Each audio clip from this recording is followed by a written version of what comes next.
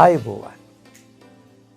ශිෂ්‍යත්ව විභාගයට ලං වෙලා ආදරණීය දූල පුතාලා විතරක් නෙමෙයි දූල පුතාලාගේ දෙමව්පියෝනොත් මේ විභාගයේ වෙනුවෙන් කැප වෙන්න පටන් අරගෙන. ඉතින් අත්දැකීම් බහුල පළපුරුදු ගුරුවරයෙකු විදිහට මම කල්පනා කළා මෙවර ශිෂ්‍යත්ව විභාගයට ඉදිරිපත් වන ආදරණීය දූල පුතාලටත් ඒ විභාගයට දරුවන්ට දිරි දෙන ආදරණීය දෙමව්පියන්ටත් හොඳ උපදෙස් එක්ක හොඳ පාඩම් මාලාවක් අරගෙන එන්න. මම මේ ඔබ මුණ ගැහෙන්නේ මගේ YouTube නාලිකාවේ. සරත්ආනන්ද ගුරුතුමා YouTube නාලිකාවේ. අද පටන් ශිෂ්‍යත්ව විභාගය පවත්වන දවස වෙනකම්ම මේ විභාගයට ඉදිරිපත් වන ආදරණීය දූල පුතාලටත් ඒ දූල පුතාලගේ දෙමව්පියන්ටත් මේ විභාගය දිනන්න හරිම ක්‍රමය කියලා දෙන වැඩසටහන් මාලාවක් ගෙන එන්නට මම බලාපොරොත්තු වෙනවා. ඉතින් මේ වැඩසටහන් මාලාවත් එක්ක දිගටම සම්බන්ධ වෙලා හිටියොත් බොහොම ලේසියෙන් පහසුවෙන් බරක් නැතුව විභාගයේ දිනන්න අවශ්‍ය කරන සියලුම දේ බොහොම සරලව කියලා දෙන්නත් බලාපොරොත්තු වෙනවා. ඒ වගේම ආරම්භයේදීම පුංචි ඉල්ලීමකුත් කරනවා. මොකක්ද ඒ ඉල්ලීම?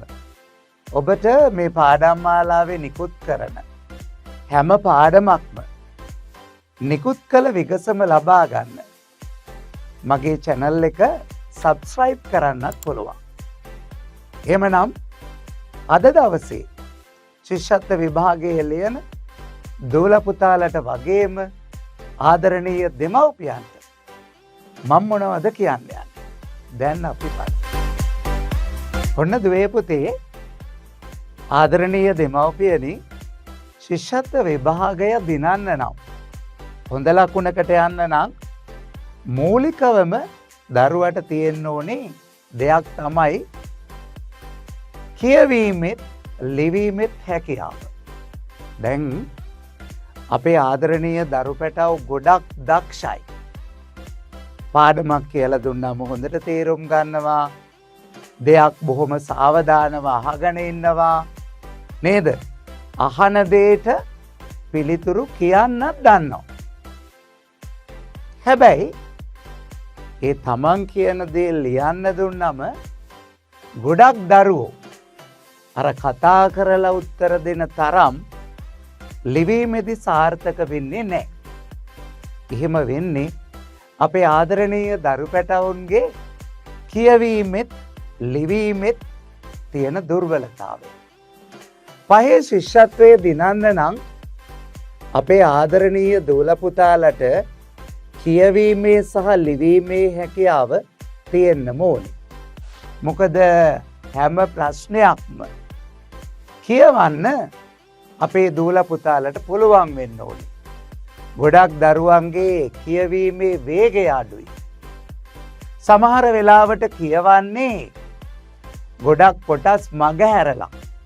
සමහර වෙලාවට අකුරු මගහැරලා, සමහර වෙලාවට වචන මගහැරලා, ඊළඟට සමහර වචන අපේ දරුවන්ට උච්චාරණය කරන්න බෑ.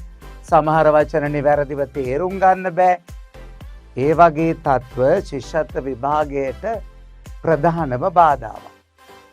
ඒ නිසා ඔන්න අපේ දෙමව්පියෝ අද පටන් දරුවගේ කියවීමේ හැකියාවේ පුංචි හරි දුර්වලතාවයක් තියෙනවා නම් මේ දුර්වලතාවය මකා දමන්න කටයුතු කරන්න ඕනේ. ඒක අමාරු වැඩක් නෙමෙයි. මම ඒකට පුංචි උපදෙසක් දෙන්නම්. දරුවට හොඳට හයියෙන් මුළු ගෙදරටම ඇහෙන්න පුංචි පාඩමක් එහෙම නැත්නම් කතන්දර පොතක කොටසක් කියවන්න දෙන්න. එහෙම කියවනකොට දරුවා වරද්දන තැන්, දරුවා පටල ගන්න තැන්, දරුවට ශබ්ද කරන්න බැරි අකුරු අපිට තේරුම් ගන්න පුළුවන්. එතකොට චුට්ටක් දරුවට ලං වෙලා ඒ වගේ අවස්ථාවල උදව් කරන්න පුළුවන් වුණොත් දරුවා බොහොම කෙටි කාලයක් ඇතුළත තමන්ගේ කියවීමේ දුර්වලතා හදාගන්න පටන් ගන්නවා. ඊළඟට ලිවීම. මම මෙතන මේ ලිවීම කියලා අදහස් කරන්නේ වටකුරු බෝලාකුරු නෙවෙයි. මතක තියාගන්න. ශිෂ්‍යත්ව විභාගයේ ප්‍රශ්න පත්‍ර අධීක්ෂණය කරනකොට ඒ පිළිතුරු පත්‍ර පරීක්ෂා කරනකොට දරුවගේ අකුර වටකුරුද කියලා බලන්නේ නැහැ. දරුවා ලියන්නේ බෝල අකුරක්ද රවුම් අකුරක්ද කියලා බලන්නේ නැහැ. අකුරේ අවශ්‍ය අංග ටික විතරයි. මොනවාද මේ අංග? වක්‍ර රේඛා, ඍජු රේඛා, ගැට මේවා හරියට ලියනවා නම් රවුම් බෝල අකුරක් ලියන්න අවශ්‍ය වෙන්නේ නැහැ.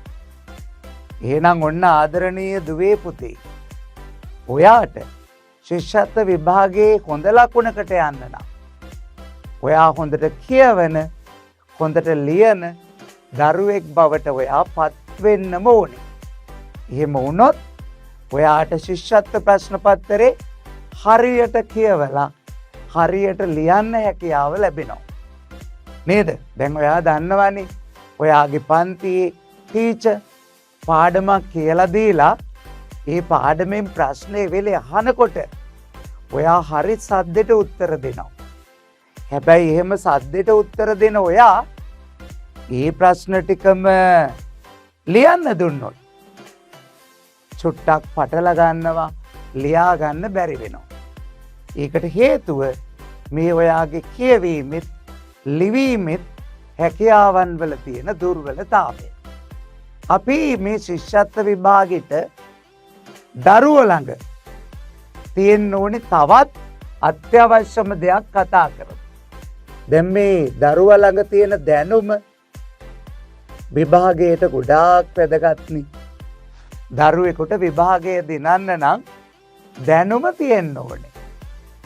සමහර අය හිතාගෙන ඉන්නවා ශිෂ්‍යත්වය කියලා කියන්නේ හරිම ලොකු පුළුල් පරාසයකින් ප්‍රශ්න ලැබෙන විභාගයක් කියලා. මට ඇහිලා තියෙනවා ඔය සමහර වැඩිහිටියෝ කියනවා අපෝ ශිෂ්‍යත්ව විභාගෙට සාමාන්‍ය දැනීමක් එනවනේ කියලා. නේද? ඒවට වැඩිහිටියෝ උදාහරණයක් දෙනවා. ශ්‍රී ලංකාවට ආවේනික ශීරපායි සතුන් ගැන අහනවා. ශ්‍රී ලංකාවට ආවේනික පක්ෂීන් ගැන අහනවා. වැඩිහිටියෝ වෙච්ච අපිවත් ඕවා දන්නේ නෑනේ කියලා සමහර වැඩිහිටියෝ කියනවා. ඒ අතරේ කියනවා සාමාන්‍ය දැනීමනේ. අයියෝ මේ පුංචි දරුවෝ ඕවා කොච්චර කියලා දැනගන්නද කියලා. අපෝ නෑ. ශිෂ්‍යත්ව විභාගෙට විෂය මාලාවෙන් පිට එකම අකුරක්වත් එකම වචනයක්වත් එන්නේ නැහැ. ඒ ගැන මම පළපුරුදු ගුරුවරයෙක් විදිහට, අත්දැකීම් තියෙන ගුරුවරයෙක් විදිහට, සුදුසුකම් තියෙන ගුරුවරයෙක් විදිහට බොහොම විශ්වාසයෙන් අපේ ආදරණීය දෙමව්පියන්ට කියනවා. ඔය දැන් ඔය ආවේනික සතුන් ඒ වගේ ප්‍රශ්න එන්නේ විෂය මාලාවට පිටින් නෙවෙයි. දැන් ඔය අපේ පරිසරය ආශ්‍රිත ක්‍රියාකාරකම් විෂය තියෙනවනේ අපාවට සත්තු කියලා පාඩමක්. අන්නේ පාඩමේ බොහොම පැහැදිලිව දක්වලා තියෙන පුංචි කොටසක් තියෙනවා. ඒ පුංචි කොටසේ ඉන්නේ අපේ රටේ ආවේනික සතුන් මට මතක විදියට නම් 6 දෙනෙක් වගේ. ඉතින් ඒ 6 දෙනාව පාඩම ඇතුලේ කතා කරනවා. පැහැදිලි නේද? ඒ නිසා මේ ශිෂ්‍යත්ව විභාගයට සාමාන්‍ය දැනීම ලැබෙනවා. බරබර දේවල් ලැබෙනවා කියලා දරුවව අනවශ්‍ය දේවල් වලට යොමු කරන්න එපා. ඊළඟට මේ විෂය මාලාව ගැන කියනකොට මට මතක් වෙනවා ගණිතය විෂය. ගණිතයේ විෂය දැන් ඔය මේ ගුණ කිරීම බෙදීම් තියෙනවනේ. ගණිත ගැටලු විසඳන්න තියෙනවනේ. අපේ ආදරණීය දෙමව්පියෝ මතක තියාගන්න. ඔය ගුණ කරන්න බෙදන්න චක්කරේ ඕනින්. හැබැයි පහේ විභාගෙට චක්කරේ අවශ්‍ය වෙන්නේ දෙවරක් ඉඳලා 7 වරක් වෙනකන් විතරයි. ඇයි මං එහෙම කියන්නේ? ඔය 8 වරක් 9 වරක් චක්කර දරුවන්ට පාඩම් වල තියෙන්නේ 5 වන ශ්‍රේණියේ 3 වන වාරයට. 5 වන ශ්‍රේණියේ 3 වන වාරේ කිසිම පාඩමකින් ශිෂ්‍යත්ව විභාගයට ප්‍රශ්න ඇතුළත් වෙන්නේ නැහැ. ඒ නිසා විෂය මාලාව ඇතුලේ මිසක් විෂය මාලාවට පිටින් එක අකුරක්වත් වචනයක්වත් වාක්‍යයක්වත් විභාගයට ලැබෙන්නේ නැහැ. ඒ නිසා බොරු දේවල් බරබර දේවල් දරුවගේ ඔළුවට දාලා විභාගෙත් දරුවට බරක් බවට පත් කරන්න එපා කියලා ආදරණීය දෙමව්පියන්ගෙන් මම බොහොම ආදරෙන් ඉල්ලා සිටිනවා. හොඳයි. අපි යමුකෝ විභාගෙ දිනන්න ඊළඟට තව වැදගත් කාරණාවකට. ශිෂ්‍යත්ව විභාගය කියලා කිව්වම අපේ මේ සමාජය තුළ තියෙන හරිම ජනප්‍රිය මාතෘකාවක් තමයි ගණිත ගැටලු. ඇත්තටම මේ විභාගය ගැන හරියටම දන්න අය මේ ගණිත ගැටලු කියන වචනයවත් පාවිච්චි කරන එකක් නෑ කියලා තමයි මම නම් විශ්වාස කරන්නේ. මොකද ඇත්තටම ශ්‍රී ලංකා විභාග දෙපාර්තමේන්තුව මේ ප්‍රශ්න පත්‍රය හදන්නේ කිසියම් විභාග දෙපාර්තමේන්තුවම මේ සමාජයට මේ පද්ධතියට ඉදිරිපත් කරපු මූලික ලියවිල්ලක් පදනම් කරගෙන. ඒ ලියවිල්ලේ කොතනකවත් ගණිත ගැටලු කියලා සඳහනක් නැහැ. ඇත්තට මෙතන තියෙනවා අර පළවෙනි ප්‍රශ්න පත්‍රයේට හැකියාවන් 14කින් ප්‍රශ්න හදනවනේ. ඔන්න ඔය හැකියාවන් 14න් එකක් විදියට ගැටලු විසඳීම කියලා මාතෘකාවක් තියෙනවා. හැබැයි ඒක සමහර අය වැරදි විදියට අර්ථකථනය කරගෙන ඉන්නවා ගණිත ගැටලු විසඳීම කියලා. ඒ නිසා ඇත්තටම ඔය පරිපාලන විභාග මට්ටමේ ගණිත ගැටලු දරුවන් ලවා විසඳවන්න උත්සාහ කරනවා. ඒක බොරු වැඩක්. ඒක අවශ්‍ය නැති දෙයක්.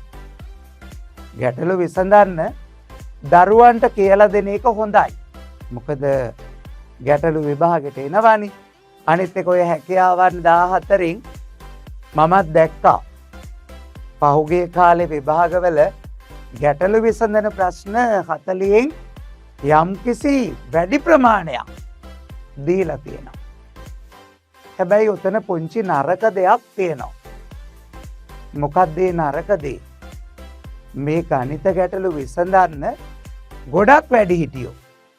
ඒක ගුරුවරු වෙන්න පුළුවන්, අම්මා තාත්තා වෙන්න පුළුවන්, ආච්චි සීයා වෙන්න පුළුවන්.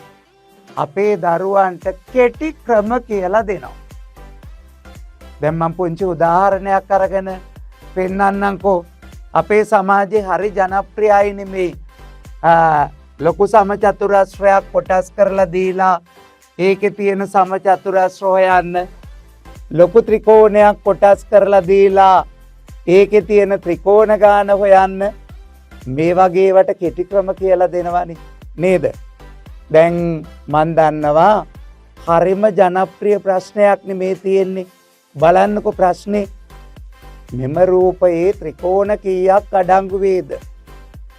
ඉතින් අපි ඕකට දරුවන්ට කෙටි ක්‍රමයක් කියලා දෙනවා. කියලා දෙනවා පුතේ මේ පහළම කොටසට මෙතන 1 දාන්න. මෙතන 2 දාන්න. මෙතන 3 දාන්න. දැන් මේ 1 2 3යි එකතු කරන්න. 1 2 3යි 3යි 3යි 6යි. මේ කොටසේ ත්‍රිකෝණ 6යි. එහෙනම් පුතේ මෙතනත් 6යි. එහෙනම් පුතේ මෙතනත් 6යි. 6ව 3ක්. මෙතන ත්‍රිකෝණ ඔක්කොම 18යි. ඉතින් ඕක එක එක විදිහට එක එක ගුරුවරු එක එක වැඩිහිටියෝ මේ ත්‍රිකෝණ හොයන්න කෙටි ක්‍රම කියලා දෙනවා. හැබැයි මේ කෙටි ක්‍රම විතරක් දැනගෙන යන දරුවෝ විභාගෙදී ඇත්තටම අසරණ වෙනවා. විභාගෙදී ඇත්තටම අසරණ වෙනවා. මේ බලන්නකෝ 2025 අවුරුද්දේ මේ පහුගිය විභාගේ ත්‍රිකෝණ හොයන්න ලැබිච්ච ගැටලුව දැන් අපි බලමු.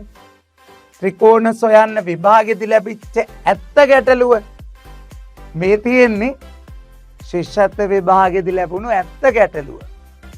දැන් අර 1 2 3යි දාලා එහෙම නැත්තම් මෙහෙම දාලා මේ ගැටලුව විසඳන්න පුළුවන්.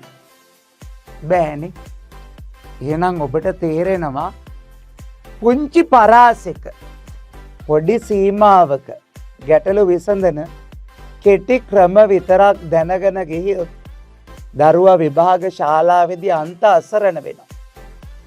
ඒ හින්දා දරුවව ශිෂ්‍යත්ව විභාගේ හරියට දිනවන්න නම් කෙටි ක්‍රමවලට සීමා කරන්න එපා. දරුවට හිතන්න උගන්වන්න. දරුවට ප්‍රශ්න තේරුම් ගන්න විදිහ සම්බන්ධයෙන් මඟ පෙන්වන්න. එයාට ඒකට කාලය දෙන්න. එයාට තාර්කිකව ඉගෙන ගන්න දෙන්න. එහෙම නැතුව හැම එකටම කෙටි ක්‍රම යොදලා දරුවාගේ හිතන ශක්තිය දුර්වල කරන්න එපා. දරුවාගේ පරිකල්පන ශක්තිය දුර්වල කරන්න එපා. ඒක ඔබ ඔබේ දරුවව ශිෂ්‍යත්ව විභාගේ පරද්දන්න ඔබම කරන වැරදි කටයුත්තක් බවට පත් වෙනවා. හොඳයි. විභාගෙ දිනන්න අවශ්‍ය කරන තවත් කාරණාවක් අපි කතා කරමු. දැන් මේ බලන්නකො මං හරි අපූර්ව කතාවක් කියනවා. පිළිතුරු ලියන්න හැමදේම දැනගන්නත් අවශ්‍ය නැහැ කියලා. ඔබ හිතයි ඒක මහා පුදුම කතාවක් නේ. දරුවෝ උත්තර ලියන්න හැමදේම දැනගන්න අවශ්‍ය නැහැ කියලා. ඔව්. දැන් විෂය මාලාව ඉගෙන ගන්න ඕනි බව ඇත්ත. හැබැයි විෂය මාලාවේ තියෙන ඔක්කොම නොදැන හිටියත් දරුවට ඔළුව පාවිච්චි කරොත් ශිෂ්‍යත්ව විභාගෙදී දිනන්න පුළුවන්. ඇත්තටම Taman නොදන්න දෙයකට වුණත් Taman හරියටම දන්නේ නැති දෙයකට වුණත් හරි උත්තරේ ලියන්න දරුවන්ට පුළුවන්. ඔබ කල්පනා කරයිනේ ඒ කොහොමද කියලා. මම දැන් විභාගෙම උදාහරණයක් අරගෙන පෙන්නන්නම්කෝ. විභාගෙට උත්තර ලියන්න හැමදේම දැනගන්න ඕනේ නැහැ. මොකද්ද මම මේ කියන්නේ? මේ මම ඊළඟට පෙන්නන්නේ 2025 අවුරුද්දේ ශ්‍රී ලංකා විභාග දෙපාර්තමේන්තුව දරුවන්ට ඉදිරිපත් කළ ප්‍රශ්න පත්‍රයේ කොටසක්. බලන්නකෝ මේ ප්‍රශ්නය දිහා. ඔන්න මේ විභාගෙට ලැබිච්ච ප්‍රශ්නය 2025 අවුරුද්දේ. මොකද්ද උපදෙස? නිවැරදි පිළිතුර වරහන් තුලින් තෝරා තිත්තිර මත ලියන්න. මොකද්ද ප්‍රශ්නේ? උත්තම පුරුෂ ඒක වචන වර්තමාන කාල ක්‍රියාපදයක කියලා දීලා උත්තර 3ක් දෙනවා. අනුභව කරමි, අනුභව කළේය, අනුභව කළෙමි. දැන් බලන්නකෝ. දැන් සමහර දරුවෝ ඉන්නවා අයියෝ ප්‍රශ්නේ දැක්ක හැටියේ හරිම වැඩේ. මේ උත්තම පුරුෂ කියන එක මම දන්නේ නෑනි. උත්තම පුරුෂ කියන එක මම දන්නේ නෑනි කියලා හිතලා බය වෙනවා. ඇයි? එයා උත්තම පුරුෂ ඉගෙනගෙන නෑ නේද? දැන් ওই උත්තම පුරුෂ කියලා කියන්නේ Taman ගැන හඳුන්වන පදනි. Taman ගැන හඳුන්වන ඒක වචන පදේ මම. උත්තම පුරුෂ ඒක වචන පදේ මම. උත්තම පුරුෂ බහුවචන පදේ අපි. හිතමුකෝ අපි විභාගෙ ලියන්න ගිය දරුවා මේ උත්තම පුරුෂ කතාව දන්නේ නැහැ. හැබැයි යාට මේක නොදැන හිටියට උත්තරයට යන්න පුළුවන්. ඇයි? දරුවා දන්නවා ඒක වචන කියන එක. දරුවා දන්නවා වර්තමාන කාල කියන එක. දරුවා දන්නවා ක්‍රියාපද කියන එක. එහෙනම් උත්තම පුරුෂ නොදැන හිටියට ඒක වචන දන්නවා නම් වර්තමාන කාල දන්නවා නම් ක්‍රියාපද දන්නවා නම් දරුවට උත්තරයට ගිය හැකිනි. ඇයි? අනුභව කලේය. කලේය කියනකොට වර්තමාන කාල නෙමෙයි. අතීත කාල. දරුවා ඒක දන්නවා. අනුභව කලෙමි. මේ කියන වර්තමාන කාල නෙමෙයි. අතීත කාල. දරුවා ඒක දන්නවා. එහෙනම් අනුභව කරමි තමයි වර්තමාන කාල. එහෙනම් උත්තම පුරුෂ නොදැන හිටියට වර්තමාන කාල කියන එක දන්නවනම් දරුවට යස අපූර්වට උත්තරයට එන්න පුළුවන්. නේද?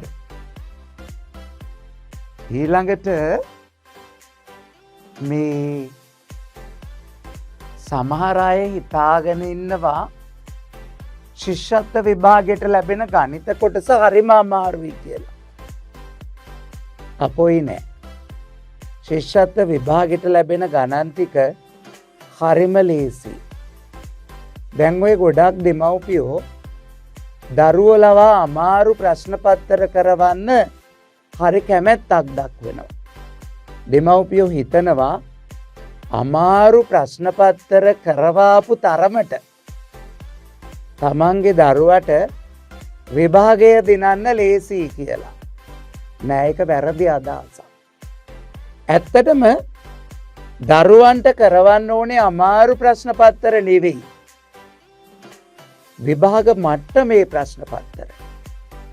එතකොට ඔය විභාග මට්ටමේ ප්‍රශ්න පත්‍ර නම් ඒවායේ අමාරු ගණන් නැහැ. දැන් උදාහරණයක් අපි ගමුකෝ සංඛ්‍යා කියන පාඩම ගණන් වල. සාමාන්‍යයෙන් ওই සංඛ්‍යා පාඩමේ ලකුණු 5ක් 6ක් හැම අවුරුද්දකම විභාගයට ලැබිලා තියෙනවා. නමුත් සංඛ්‍යා ගත්තොත් ලොකු දේවල් කරන්න නෑනේ. සංඛ්‍යාවක් ඉලක්කමින් දීලා අකුරෙන් ලියන්න තියෙනවා. අකුරෙන් දීපු සංඛ්‍යාවක් ඉලක්කමින් ලියන්න තියෙනවා. ඊළඟට ස්ථානීයගය, නිරූපිතාගය, ස්ථානය මේ වගේ පුංචි දේවල් දෙන්නේ. පොඩි ගණක රාමුවක් හඳුනා ගන්න නේද?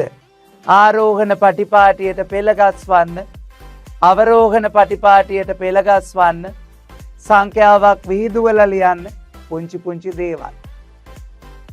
ඒ හින්දා මේ විභාගයට ලැබෙන ගණන් චුට්ටක්වත් අමාරු නෑ.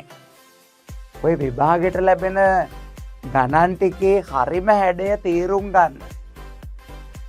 දෙමව්පියන්ට පුළුවන් දරුවා ළඟ තියෙන ගණිතයේ අච්චු පොත අරගෙන බලන්න. දරුවගේ අච්චු පොතේ තියෙන ගණන් වලට වඩා සැර ගණන් විභාගයට කොහෙත්ම ලැබෙන්නේ නැහැ. ඒ නිසා බර ගණන්, ලොකු ගණන් හදලා දෙමව්පියෝ දරුවන්ට ඒ වගේ බර පැටවුවොත් ඒක අපරාධයක්. දරුවට කරන එක මානසික වදයක්, හිංසනයක්. ඊට එහා විභාගේ හොඳ ප්‍රතිඵලයක් ලබන්න ලැබෙන අවස්ථාවක් නෙමෙයි. අපි තව කරුණක් කතා කරලා බලමු. දැන් මම යෝජනා කරනවා අපේ ආදරණීය දෙමව්පියන්ට. අපිට ඉස්කෝලේ උගන්වන දේ වෙනස් කරන්න බෑනේ. ඉස්කෝලේ දරුවගේ ටීචර් දවසක් තුල උගන්වන විෂය කොටස් ටික අපිට පාලනය කරන්න බෑ. නේද? ටීචර් තමන්ගේ විෂය මාලාව ආවරණය කරන්න ඒ දවසේ පැය 6 ඇතුලේ සැලකිය යුතු වැඩ ප්‍රමාණයක් කරනවා. දරුවගේ ටියුෂන් පන්තියේ ගුරුවරයාත් සැලකිය යුතු වැඩ ප්‍රමාණයක් දරුවට එක දවසකදී කරනවා. හැබැයි මම දෙමව්පියන්ට යෝජනා කරනවා ගෙදරදී එක දවසකට එක වැඩක් කළොත් දරුවට එක ලකුණක් ඒ කරන එක වැඩෙන් එකතු වෙනවා. දැන් මෙහෙම කරන්න. දරුවා ඉස්කෝලේදී කරපු ප්‍රශ්න පත්‍ර, ටියුෂන් පන්තියේදී කරපු ප්‍රශ්න පත්‍ර අරගෙන බලන්න. දරුවා බහුලවම වරද්දන ප්‍රශ්න මොනවද? හැමදාම වගේ දරුවට සිංහලවල වැරදිලා තියෙන්නේ මොනවද? දරුවට හැමදාම පරිසරයේ වැරදිලා තියෙන්නේ මොනවද? දරුවට හැමදාම වැරදිලා තියෙන ගණන් මොනවද? ඒ ටික සටහන් කරගන්න. සටහන් කරගෙන ඒ ඔක්කොම જાති එක දවසෙන් නිවැරදි කරවන්න උත්සාහ කරන්න එපා. ඒ ලියාගත්ත එක දෙයක් එක දවසක කරවන්න. එක දවසට එක වැඩක්. එතකොට මොකද වෙන්නේ? එක දවසකට අඩුම තරමින් එක ලකුණක් එකතු වෙනවා. සමහර ගානක් කියලා දුන්නම එක ලකුණක් නෙමෙයි දරුවගේ ලකුණු ගොඩට ලකුණු දෙකක් එකතු වෙන්නත් පුළුවන්. ඒ නිසා ඉවසිලිවන්තව කලබල නැතුව අර අපි හැමෝම කරන විදිහට ප්‍රශ්න පත්‍රයක් ගෙනල්ලා ඒ ප්‍රශ්න පත්‍රේ මුල ඉඳලා අගට කියලා දෙනවට වඩා තෝරාගත්ත එක ප්‍රශ්නයකට දවසේ අපිට උත්තර කියලා දෙන්න උදව් කරන්න පුළුවන් නම් ඒක විභාගෙට ගොඩාක් ඵලදායකයි. හරිම ප්‍රයෝජනවත්. හරිම ප්‍රයෝජනවත්. ඊළඟට මේ බලන්නකෝ සමබර දිනචර්යාව විභාගයේ දිනන්න ඉතා වැදගත් සාධකයක්. ඇත්තටම ඔව්. සමහර වැඩිහිටියෝ දෙමව්පියෝ දරුවගේ ආසාවල් එකකටවත් ඉඩ නොදී වැඩිහිටියෝ වෙච්ච අපේ කැමැත්ත විතරක්ම ඉෂ්ට කරගන්න බලනවා. දරුවා ආස බයිසිකල් පදින්න දෙන්නේ නැහැ. දරුවට ආස සෙල්ලම් කරන්න දෙන්නේ නැහැ. දරුවා ගෙදර කට්ටියත් එක්ක කතා කර කර ඉන්න ඉඩක් තියන්නේ නැහැ. එහෙම කරන්න එපා. දරුවා කැමති දේවලුත් දෙන ගම විභාගයට අවශ්‍ය කරන දේවලුත් කරගත්තොත් විතරයි දරුවා මේක සතුටින් කරන්නේ. ඒ නිසා දරුවට සෙල්ලම් කරන්න, දරුවට ටීවී බලන්න, දරුවට බයිසිකල් පදින්න, දරුවට ගෙදර අයත් එක්ක කතා කර කර ඉන්න අවශ්‍ය කරන සුදුසු මට්ටමේ කාලසටහනක් හදන්නම ඕනේ. ඒ කාලසටහන ඇතුලේ විභාගයට අවශ්‍ය කරන දේවල් කරගන්නත් හරි කාලයක් යොදවන්න ඕනේ. මෙන්න මේ සමබරතාවයේ නැති වුණොත් විභාගයේ ආසන්නයේ වෙනකොට දරුවට මේක පීඩනයක් බවට පත් වෙලා දරුවා විභාගය අසාර්ථක කරගන්නවා. එහෙමනම් සරත්තානන්ද ගුරුතුමා YouTube නාලිකාවෙන් මෙවර විභාගයට ඉදිරිපත් වන ආදරණීය දූල පුතාලා වෙනුවෙනුත් දෙමව්පිය වෙනුවෙනුත් මම ගෙනාපු පළවෙනි වැඩසටහන මේ. මතක තියාගන්න. අද උපදෙස් දුන්නට හැමදාම උපදෙස් නෙමෙයි මගේ පාඩම් මාලාවේ. අර මං කලින් කියපු විභාගයට එන ප්‍රශ්න ටික හරියටම තෝරාගෙන ඒ ප්‍රශ්න හරියටම පාඩම් වලට සාරාංශ කරගෙන විභාගෙ දිනන්නම පුළුවන් පාඩම් මාලාවක් ඔබට කියනවා. ඉතින් ඒ හැම පාඩමක්ම නිකුත් කරපු සැනින්ම ඔබේ දරුවට බලාගන්න, ඔබට බලාගන්න මගේ channel එක subscribe කරන්න. එතකොට පාඩම නිකුත් කරපු හැටියෙම ඔයාලට බලාගන්න පුළුවන්. එහෙනම් ඔන්න විභාගය දිනනකම්ම මම ඔබත් එක්ක ඉන්නවා. අද දවසේ සමු ගන්නවා. ආයුබෝවන්.